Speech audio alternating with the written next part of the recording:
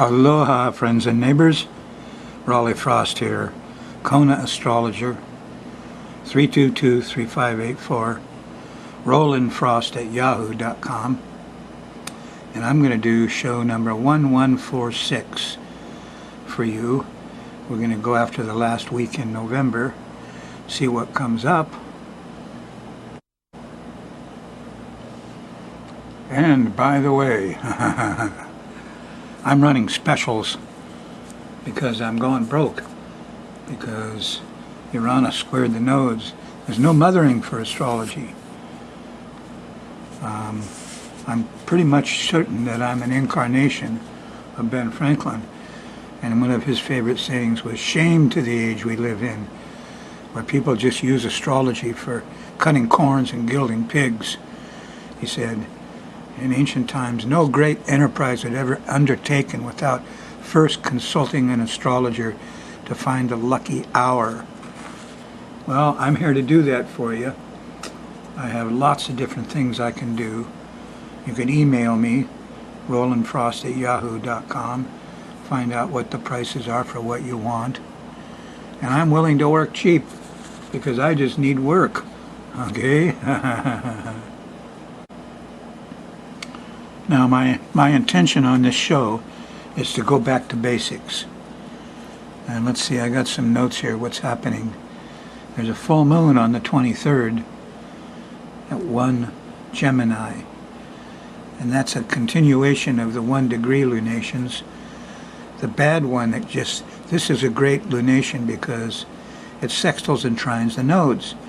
And it's going to bring back the mother, yes, which you haven't had for a month. That's why there's so many killings and so much hate, because Uranus squared the nodes. The nodes are the nurturing part of Mother Mary. Yes. And so when Uranus squared it and we had a full moon hit it, took away all the nurturing and the mothering, and we're left with a bunch of hate. So this brings it back. Yeah, celebrate the full moon, November 22nd. And, make a prayer to Mother Mary, because she's coming back for a month. Hooray! Also, Mercury goes stationary retrograde Friday afternoon, and Venus goes stationary direct Friday morning. A lot of action going on in the sky. The Sun conjuncts Jupiter on November 25th. There's a lot of optimism coming around. However, when it does, it squares Mars, and the expansion may be accompanied by a lot of too fast, too quick, too angry, too selfish. Hopefully it will be tempered, because Neptune stations on November 25th at the same time. A lot of action going on in the sky, huh? Yeah. Neptune will bring a lot of sensitivity and feelings of Jesus coming along. And we finally got Mother Mary and nurturing back from the moon. So things are looking up for a while. Yep. Let's take a look at it day by day. Here I got the chart. I've drawn it carefully for you. And we're going to run the moon around the edge. It goes all the way around in a month. And as it makes angles, squares and trines, it's the language of astrology, squares and trines. Squares are hang-ups, obstacles. Trines are letting go and things just smoothly go ahead. That's the way life works. So these red lines here, 90 degrees, are squares. These are obstacles and difficulties, see? Here's Uranus squaring the nodes.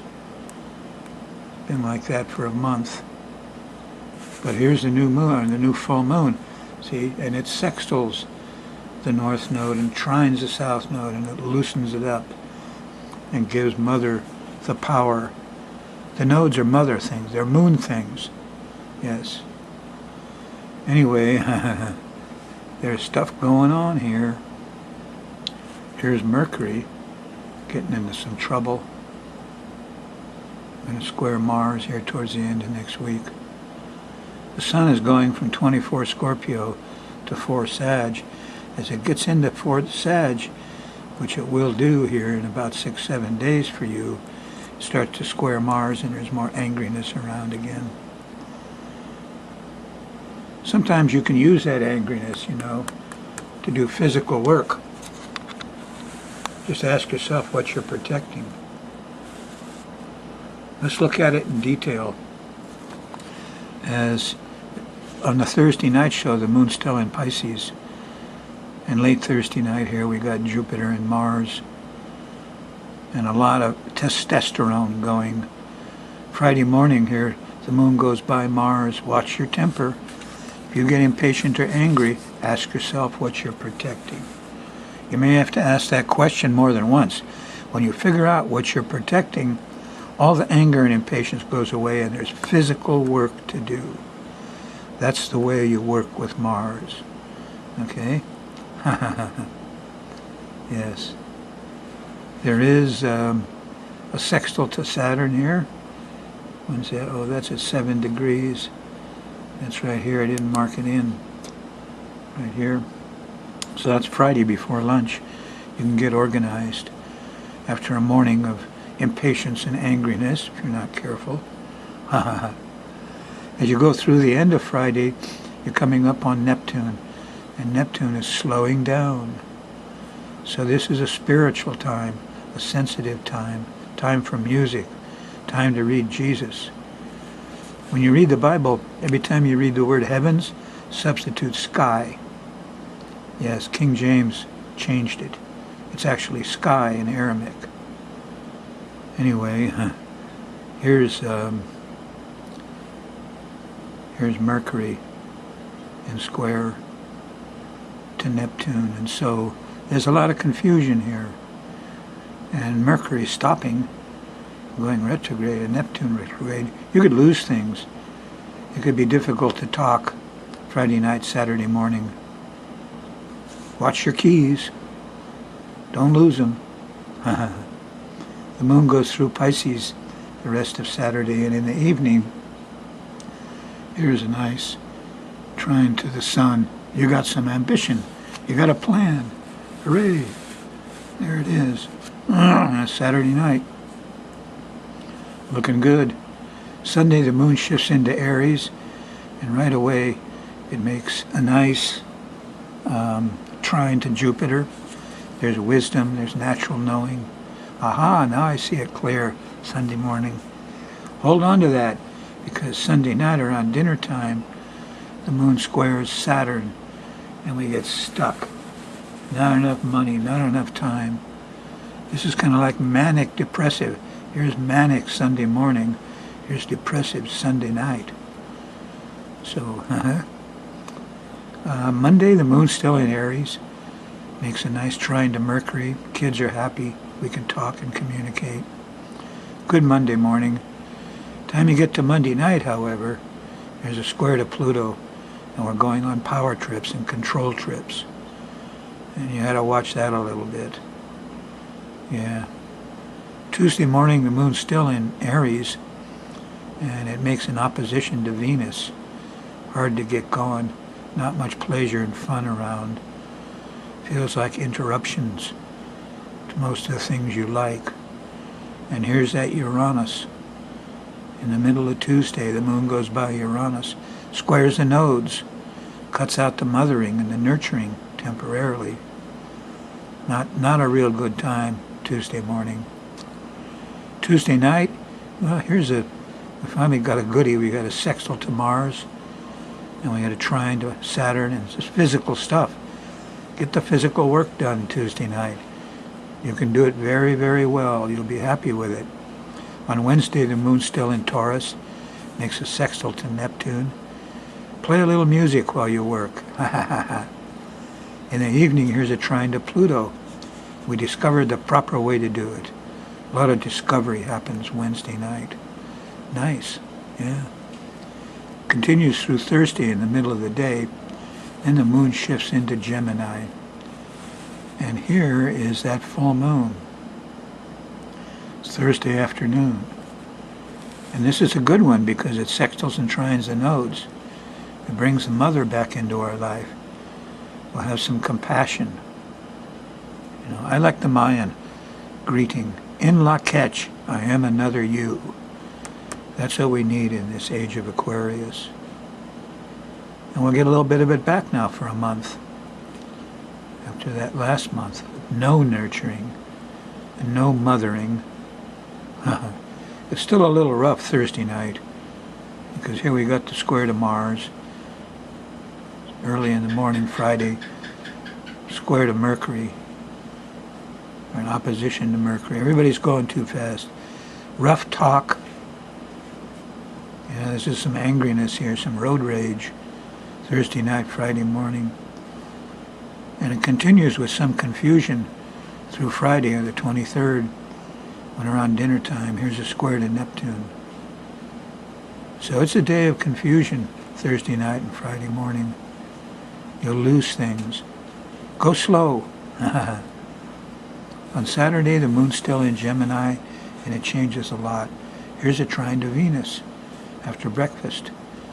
Sweets. You could stay in bed Saturday morning, you'll be lucky. And then in the afternoon of Saturday, here's a sextile to Uranus. There's some brotherhood going. In La Ketch, there's some love. It's nice. And we got our nodes back. There's some mothering around. Here on Sunday, the moon is shifted into Cancer. And whoops, there it is. It actually shifted into Cancer after dinner Saturday night. And you're going to start feeling the opposition to Saturn. Things are closing in. Too many lines, too many signs, too many rules and regulations. Too much governing here. It's a little cold too. But snap right out of it, because after you go through the Saturn business, depression, here in a couple hours later, here's a nice trine to Mars. Got a little zip going here.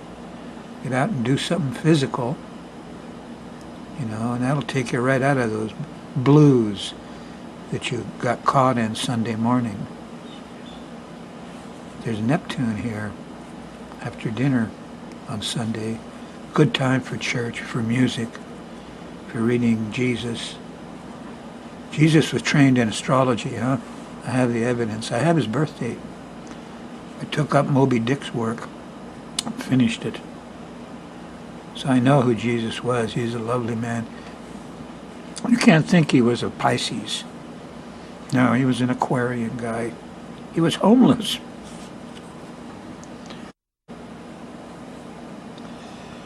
Just read Jesus, that New Testament, consider his lifestyle. He slept in the fields. He had no home. He wandered around. He's a homeless guy. He was trained in astrology in Alexandria. The three wise men had a lot of money, and they set him up. They got him out of town so Herod wouldn't get him. Same thing happened to Kamehameha. Gave him a nice place to grow up, nice healthy place. Then when his education time came up, they bankrolled him to Alexandria. You could walk to the Alexandria Library from where Jesus lived. And that's where they trained the finest astrologers in the world. So Jesus came out of there after 7 years or so with an astrolabe of gold around his neck. He could do charts. And he was a doctor, a historian, a scientist. The 7 sacred sciences, he was a master. So it's not quite what you think when King David or when King James got a hold of him. They tried to turn him into a priest. He wasn't a priest. He went into the temple and turned over all the tables. The priests, the Sadducees, and all those guys, they hated Jesus. He was a disruptive influence. He was a rebel. He was an Aquarian, not a Piscean. Anyway, that's the truth of it. People will argue about it. Here's Pluto, real late Sunday night. Don't argue. Doesn't make any. Just look at his lifestyle. You'll see. He looks like an old hippie, doesn't he? Walking around barefoot with not a place to lay his head. Long hair. No. He wasn't from the temple. He was from the people. That's your lesson for Sunday the 25th. let us consider lower education. I was a bright young boy. I got a high IQ. But when I went through learning letters and spelling, somehow I got messed up with I's and E's. I before E except after C. I misspell almost everything that has E and I together in it. Ha ha ha ha. Some glitch in my early education. Well, if you want to study astrology, there's some basics you have to learn. And if you go by the basics, you'll never get very far in astrology. And the wonderful thing about astrology is the way it's engineered.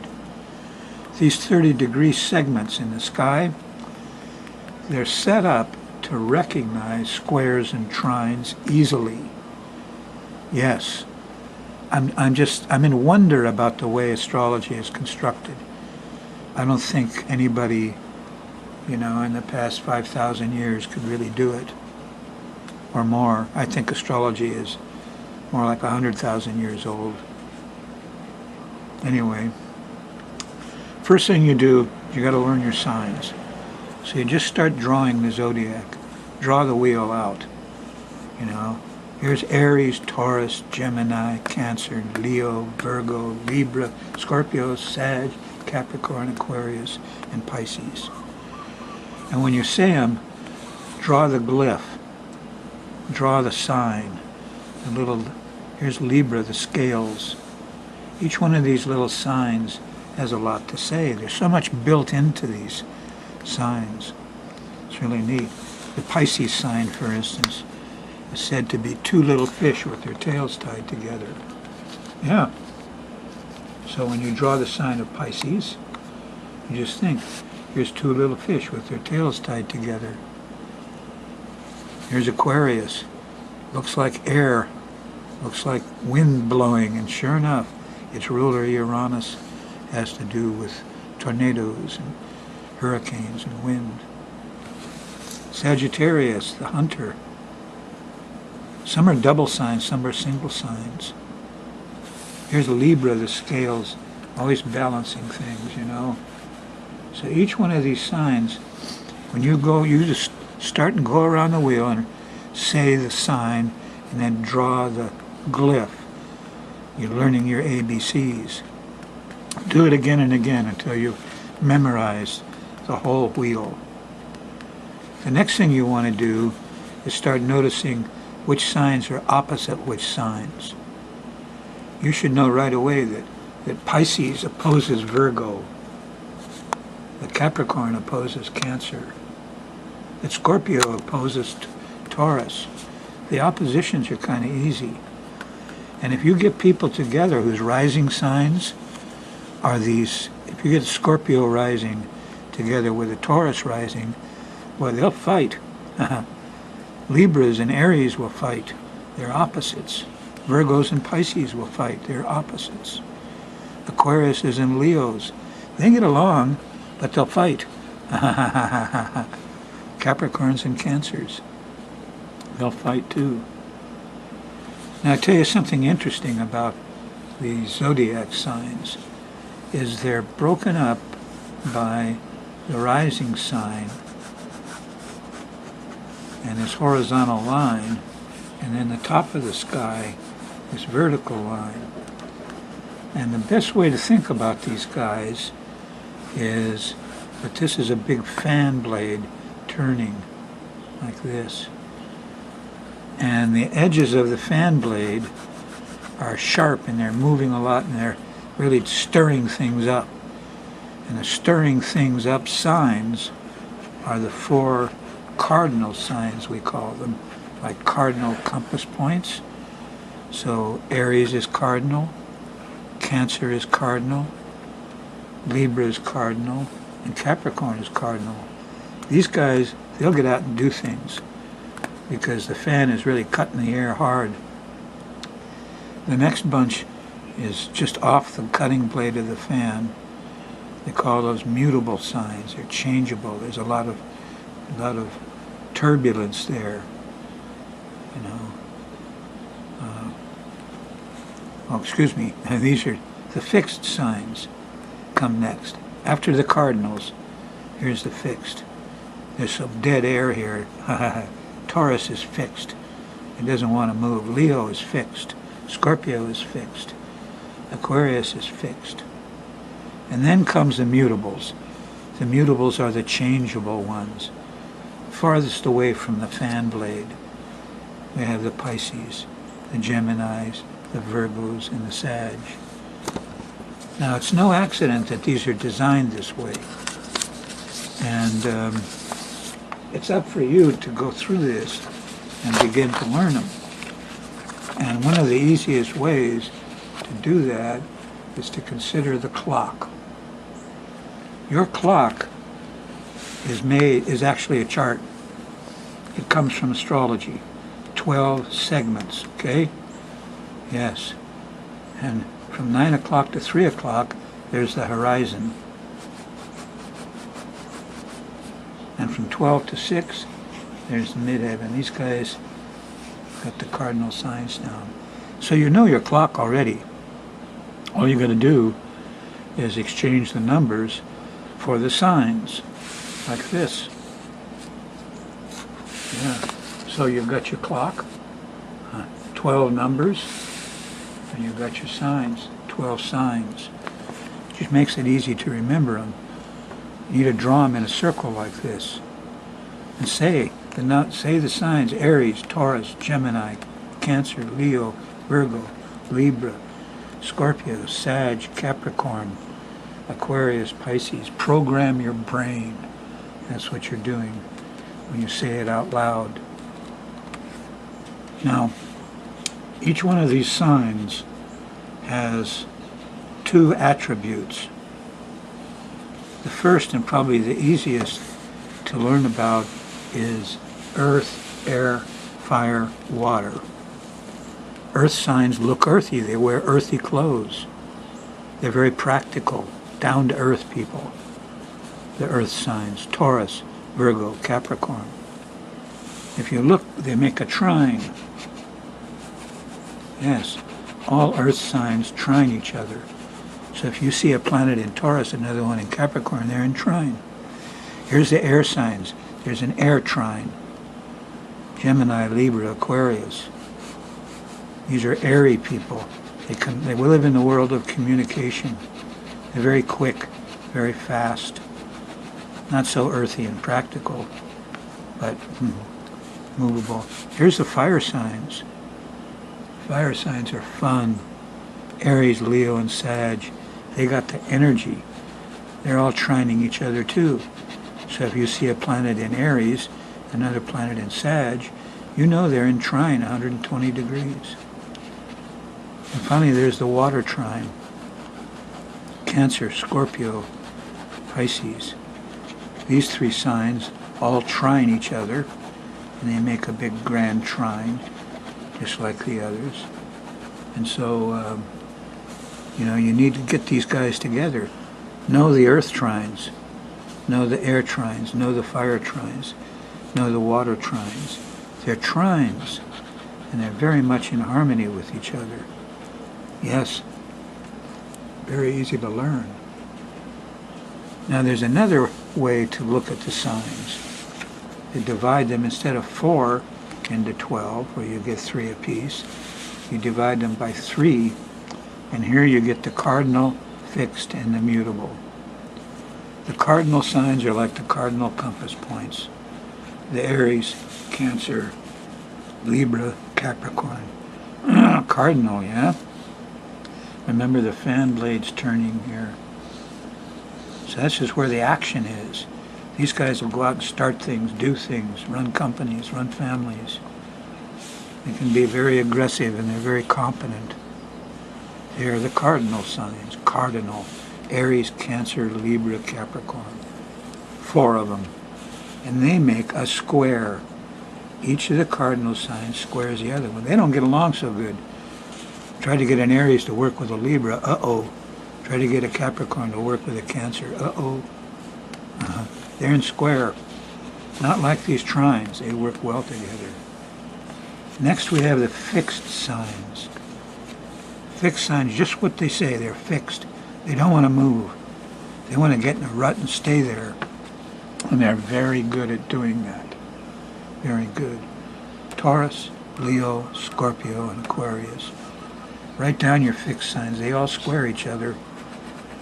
Can't get them to work together very easily, no. Remember a few weeks ago I had a crocodile and a lion and a bull all fighting. That's Scorpio crocodile, the bull Taurus, the lion Leo, tug of war. Finally, there's the mutable signs. The mutables are very changeable. They change all the time. They change the way they look twice a day. They're always moving. You get a person with a mutable rising sign, and some part of their body is always moving. Whereas a person with a fixed rising sign, they just stay solid. People with a cardinal rising sign, they move purposely. And then you look at the colors. Earth colors, air colors, fire colors, water colors.